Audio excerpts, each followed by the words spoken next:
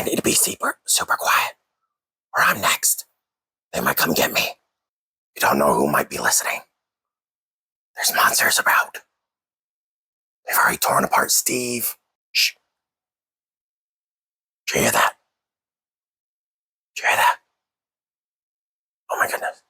I think it's coming. I don't know what I'm gonna do. Help me. Somebody out there. The aliens are coming to get me. Help me. I think it's coming. What? What? I think it's coming. What?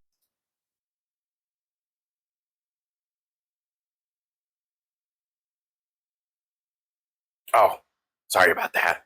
Evidently, there was a mold that was in the dungeon that grew sentience and started getting out of control. He infected our brains, and we started seeing stuff. Isn't that right, Steve? Yeah, Steve's right there.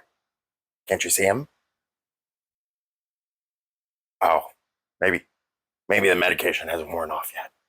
Well, anyway, on with the review. Here in the Alchemy Lab, we're going to be talking about the new TV series from FX called Alien Earth from creator Noah Hawley. The Alien franchise has been up and down over the years, with some long stretches of complete dormancy. The AVP films were not that great. People have mixed feelings about Prometheus and Alien Covenant. Alien Romulus seemed well received, and I enjoyed that one too. But I also enjoyed Covenant and Prometheus. For their own reasons. That Ridley Scott fairy dust really does wonders on any movie you put it on. And of course, they always looked great, but the scripts were lacking. The first film was very heavily improvised. The second film was James Cameron. The third film was Fincher. And wasn't Luc Besson the Alien Resurrection? I might be wrong. I do remember that director had worked with Ron Perlman in the past. And then the AVP films came along, and I wasn't really into them. But I do like the mixing of the franchises. I'm hoping for some Easter eggs here in Alien Earth, and maybe some alien Easter eggs in the new Predator film, which I am excited for. Prey was great. I still need to watch Killer of Killers, and then the new one is coming out. Predator is going to be fantastic.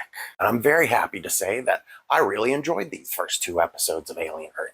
And I think they are a welcome addition to the franchise. And I'm really hoping that what they expand on follows through. Everything you would want in a new piece of this franchise is here and more. Immediately, it opens up letting you know what they've added and walks you through the narrative with ease and familiarity. There is a couple of odd storytelling choices, like superimposing what are supposed to be memories into the image as the character is accessing those memories. So what happens is you get Sid the Sloth from Ice Age suddenly superimposed in this serious memory. And it's a little off-putting. Emotion plays a big part in this story that is very clearly man versus nature. All the characters are representing different aspects of humanity and what it means to live, die, and be immortal. That is, up until they meet the unstoppable force that is the alien monster. The alien itself looks great and feels extremely tactile, with only a couple of CGI shots here and there, I believe. The art department does a great job with the franchise's proto-future tech, making this world feel like a not-too-distant future. Since the franchise has finally come home to Earth, there is a lot being expanded on, like the geopolitics of the world and how each of their cultures have affected the world. There seems to be a couple of mega corporations that control everything, and each of them are represented with a different aesthetic, allowing you to know who is who. Before, we only got a small glimpse of this world through the interiors of giant spaceships and space stations. We never really saw, and a couple of boardrooms, which was really boring.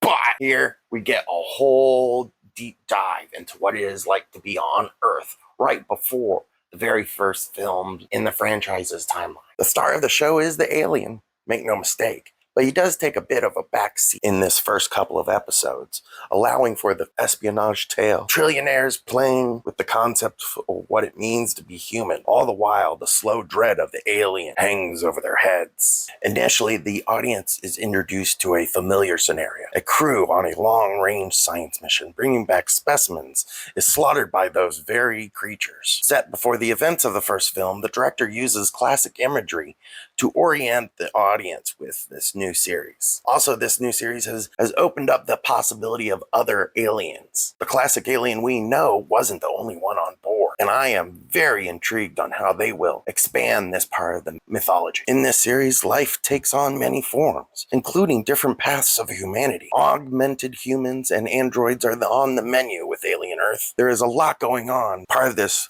new lore is a company named Prodigy, headed by a know-it-all trillionaire who wants to take human consciousness and put it into full synthetic bodies. In order to do this, he needs the minds of children that can more easily transition over without losing their minds. This leaves the audience with half a dozen characters that walk around acting like children in super android bodies. How these characters act and the humor that comes with them is super off-putting for a show that ends up being this serious. It doesn't really gel with everything else that you watch. Followed by a couple of illogical decisions made me check out in this part of the story. I found myself hoping that these 12-year-olds were going to get ripped apart by an alien.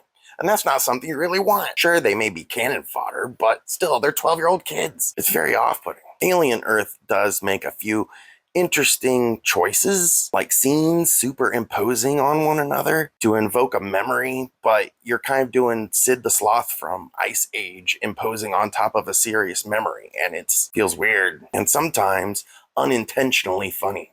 On the other hand, the music choices are very inspired and kick ass. The metal kick in the balls every time you end that episode. You really want to watch the next one. Just headbang through the credits. I think Alien Earth is a great entry into the franchise so far. They've taken parts of the pre-existing universe and is building on top of it to make an interesting show. I would say there are a couple of glaring issues. I think the show could use a better editor, and a couple of plot points don't really make much sense. Unfortunately, I do say give it a shot. There's some great alien effects here, and it does connect into the larger universe if you're a long time. If you're a first time fan, there are some great characters here that will make you want to keep coming back. Remember, creatures, it's Harrold here. We're on Instagram, we're on TikTok, and we're here on YouTube. Enjoy!